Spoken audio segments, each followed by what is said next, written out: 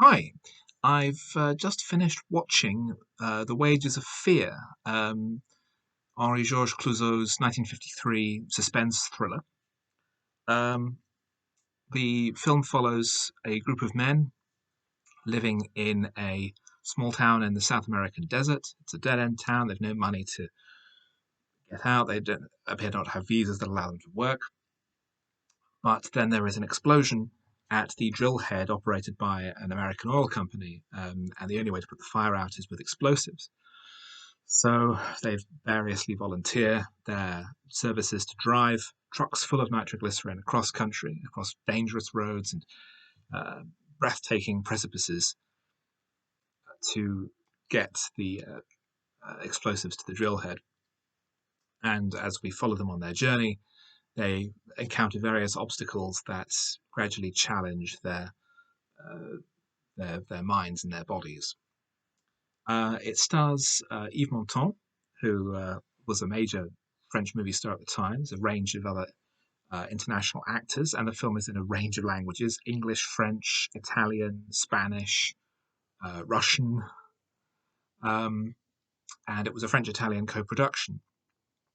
I'd seen the remake, um, William Friedkin's Sorcerer, a couple of years ago, made in the late 70s, and following the same story but in a tougher, more compact version of the story. This version, The Wages of Fear, runs over 2.5 hours.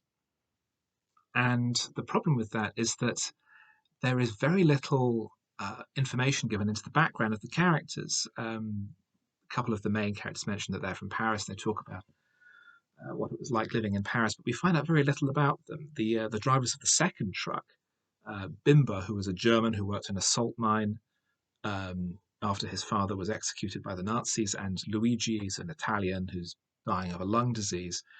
They're very, very basic characters. We know very little of their inner lives, and they're not terribly engaging.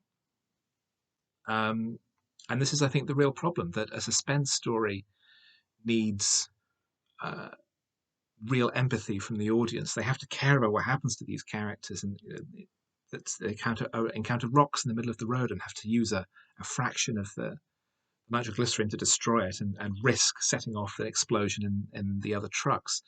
Um, Doing a 3-point turn over a teetering trestle, over a long drop, having to drive fast over uneven road surfaces to make it more smooth.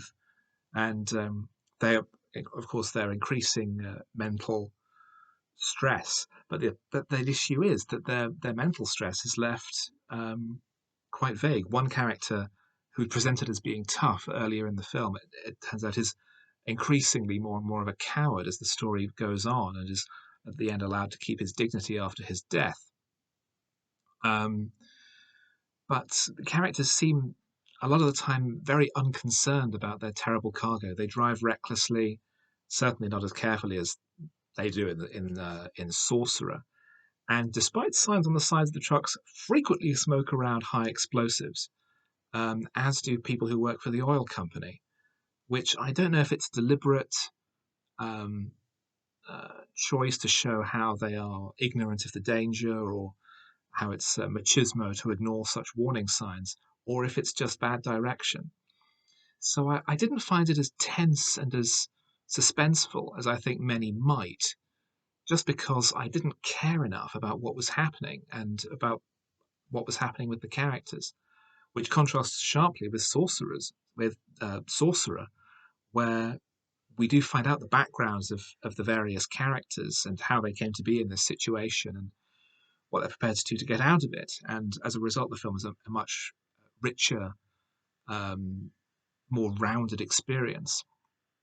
So, as a first draft of a masterpiece, The Wages of Fear, I think, is pretty good. It's certainly not a bad film, but it baffles me that, firstly, that it is in its current state acclaimed as being a masterpiece, even by the likes of Christopher Nolan, when it has so many obvious weaknesses. And secondly, why it was felt at the time that this was a, an appropriate and completed work when there are such strange and obvious lapses.